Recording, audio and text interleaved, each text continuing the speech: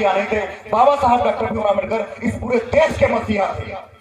बाबा साहब डॉक्टर भीमराव अम्बेडकर आज वो ब्रांड है जिसका नाम ले लेकर इस देश की सरकारें चलती हैं, इस देश की सरकारें बदल जाती हैं।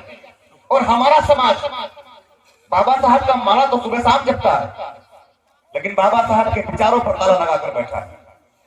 जब तक आप बाबा साहब के विचारों पर ताला लगाकर बैठेंगे, आपका, आपके समाज का, आपके बच्चों का कल्याण होने वाला नहीं दोस्तों। हमारे जैसे लोग आपके बीच में आएंगे, गला फाड़ के चिल्लाएंगे और आप सुनकर फिर अपने घर चले जाएंगे और मैं फिर वहीं आके बसते हुए देखूंगा कि हमारा समाज बिकने के लिए तैयार है।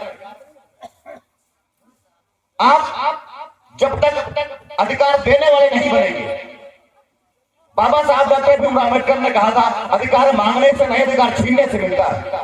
और आप अपना अधिकार कब छीनेंगे? जब आपको पता होगा आपके अधिकार क्या है और किससे छीनना है, कौन सा अधिकार छीनना है।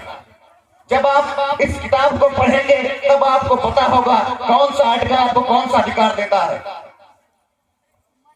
किससे हम अपने ऊपर, अगर हमारे ऊपर कोई अत्याचार हो रहा है, हमारी जान खतरे में है, तो अपनी जान बचाने के लिए अगर सामने वाला का मर्डर भी करता तो हमारे ऊपर केस लागू नहीं होगा, हमारे ऊपर केस नहीं चलेगा, FIR नहीं होगी। आत्मरक्षा में किया गया मर्डर धारा 100 के अंतर्गत आता है। ये कब जानेंगे आप? जब आप पढ़ेंगे।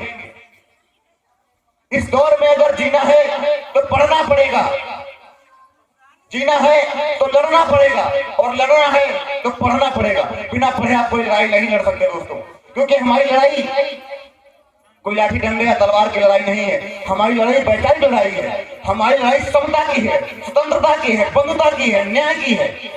और जब तक आप इस देश में न्याय देने वाले, अधिकार देने वाले नहीं बनेंगे, आप अधिकार मांगते रहेंगे, न्याय मांगते रहेंगे दोस्तों, आपके साथ न्याय नहीं होगा। या तो आप अपने बच्चों को भगत सिंह बनाएं, उधम सिंह बनाएं, फूलन देवी बनाएं।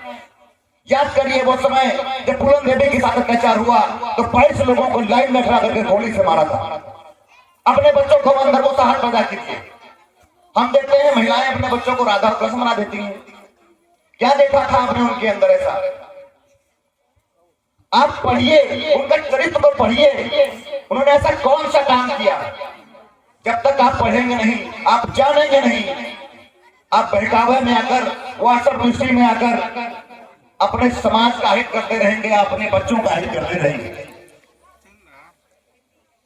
प्रभारी जी बता रहे थे आपको समय गाड़िए की बात कि अगर आपके घर में पैसा ना हो तो आप हमें थाली भेज दीजिए, रोटी पर नमक रख के खा लीजिए, लेकिन अपने बच्चों को जरूर पढ़ाएं। तो शब्द में अपनी बात को खत्म करता हूं कि इस तरह हौसले आजमाया कीजिए, इस तरह हौसले आजमाया कीजिए, मुश्किलें देखकर मुस्कुराया कीजिए, दो निवाले भले ही कम खाया कीजिए, अपने बच्चों को लेकिन पढ़ाया कीजिए, अपने बच्चों को लेकिन पढ़ाया कीजिए। सभी साथियों को पुनः धन्यवाद। जय भीम, जय भारत, जय संविधान।